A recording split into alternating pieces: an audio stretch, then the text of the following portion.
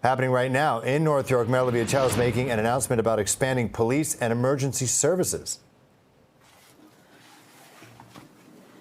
Good morning. It's a pleasure to be here with the Police Board Chair, Shirley Carroll, Councillor John Burnside, Chief Superintendent Bendy.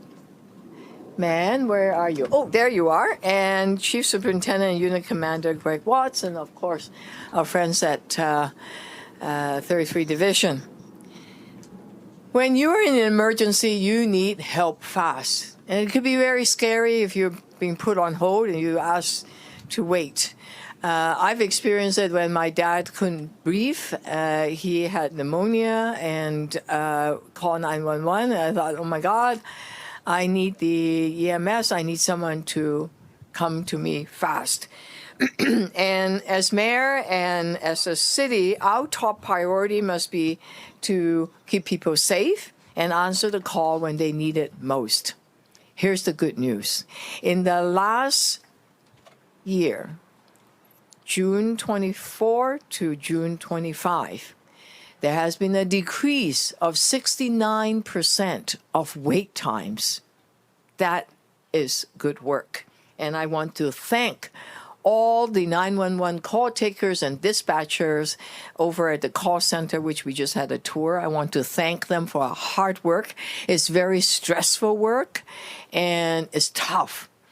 And they have been working hard serving this city. And this city is growing. Our population is just exploding. Last year alone, the city added 270,000 more people. As our city grows, our emergency services, the police, the firefighters, the mental health workers, paramedics, we need to grow their numbers so that they can be there on hand when people need them. I just want to let you know a little story. In June, a resident in Scarborough called my office and said their 88-year-old father has fallen and bleeding. But the delay with 911 and paramedics meant he did not get to the hospital for over an hour. I immediately became very sympathetic because that was what my dad experienced a few years ago before his passing at 94. And it was scary how long it took.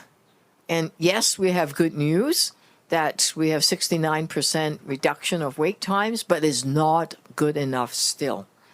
Which is why Toronto are hiring 90 more 911 operators. And as we speak, we're hiring them now. 60 have already been hired.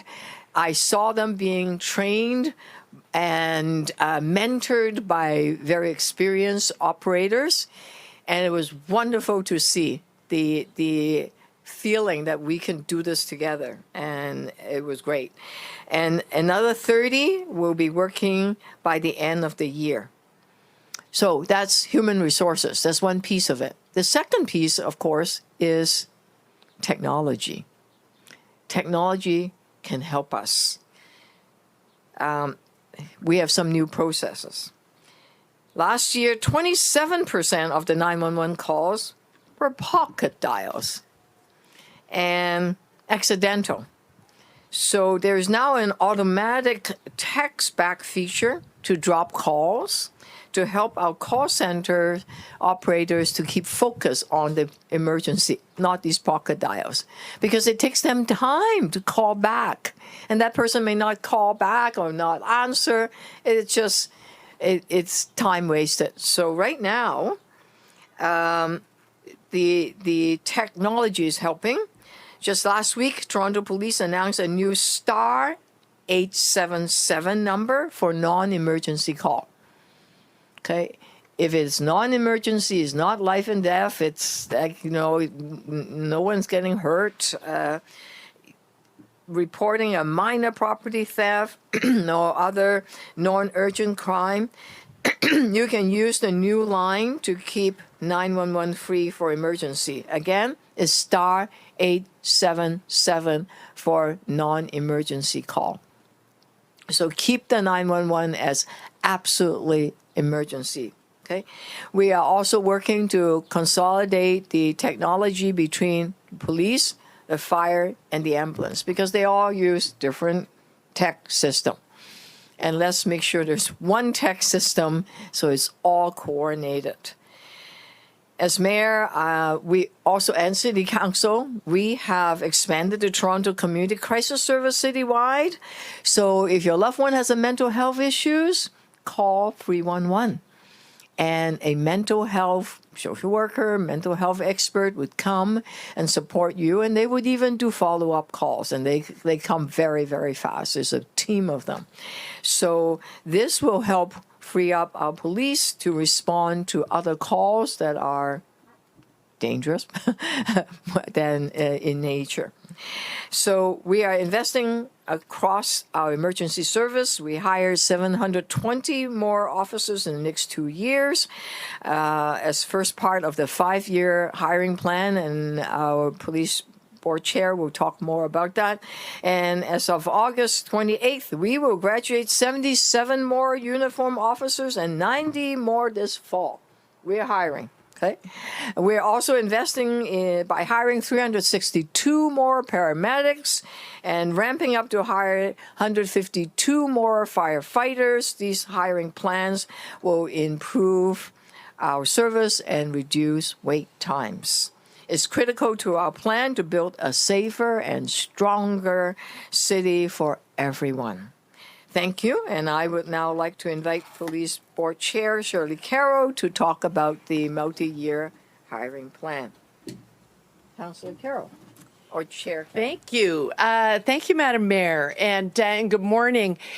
You've welcomed everyone, Mayor Chow. I especially want to thank Councillor Burnside for being here as we're hosted by Division 33, because this is the division that Councillor Burnside's ward and my ward rely on. And so we're very happy that the announcement could take place here today. So good morning. And it's a real pleasure to be here because it is such good news. So to be alongside Councillor Burnside and Mayor Chow in 33 Division for this important message is a real treat. Our shared focus is really starting to make sure that Torontonians can count on our emergency responders when they need us most. Today, I want to speak to the concrete steps that we're taking to make that happen. And I know we've been talking about them a lot lately, but it's happening in stages. And so it's so important to make sure that people realize that we really are engaged right now in continuous improvement. Last November, the Toronto Police Service Board approved a landmark multi-year hiring plan, giving the Toronto Police Service the stability and the certainty that it needs. A way to plan ahead and deploy effectively. After years of austerity, we are finally making the investments necessary to deliver the public safety that Torontonians have been asking for and certainly deserve. This year, and for the next 2 years, the budget includes hiring the maximum annual training allowance that is provincially designated. I want to make sure that people understand that. The maximum allowance, as many as we are allowed to put through the college each year, we're going to do that this year and for the next 2 years. 4 classes of 90 officers per year. Hundreds of new recruits every year coming through the police college in 2025 alone. We've already graduated classes. Another one will graduate in a week. Taking place later this month will be the celebration that we have with their families. Response times are improving across the board, and it's having a meaningful impact on community safety. People are feeling it. We're hearing that in our councillor offices and at the board office. Since these efforts began, shootings and firearm discharges have dropped by 41%, and homicides are down 56%. Property crime is also declining, with car thefts down 35%, break-and-enters are down 11%, carjackings have decreased by 18%, and even reported hate crimes. These occurrences have fallen by 35%. At the 911 Communications Center, where we toured this morning, hiring is also making a measurable impact on our ability to get to you. So far this year, we've added 30 new communications operators, another 60 starting by the end of the year. Actually, the second group of 30 is on the ground right now. We watch them being trained. As a result, The average 911 wait time in 2025 is down 42%. And that's average. Remember that if you are the most important emergency right now, prioritization will always mean that you jump to the head of the queue. Those are life-saving decisions that our officers and our communications officers make every day, almost every minute. But let me be clear. Hiring is only part of the solution that we're undergoing this year. We've also made significant progress in retaining our best and brightest officers with new multi-year deals that will ensure that the trend of losing officers to other cities is meaningfully halted over the next little while. I want to thank the Toronto Police Association, Clayton Campbell and his members for their partnership in creating those deals. The TPSB, the board, is also so grateful to the mayor and council for supporting all of these initiatives. We really can't do it without the city that we partner with. This administration recognizes the hard work and the risk that Toronto police officers take on every single day. And so they're supporting these teams. They're actually focusing on fair working conditions, strong training, and making sure that they have the right tools that are essential to public safety. Happening right now, we just heard from Mayor Olivia Chow in North York making an announcement about expanding police and emergency services, also touting that 911 wait times are shrinking, which is a good thing.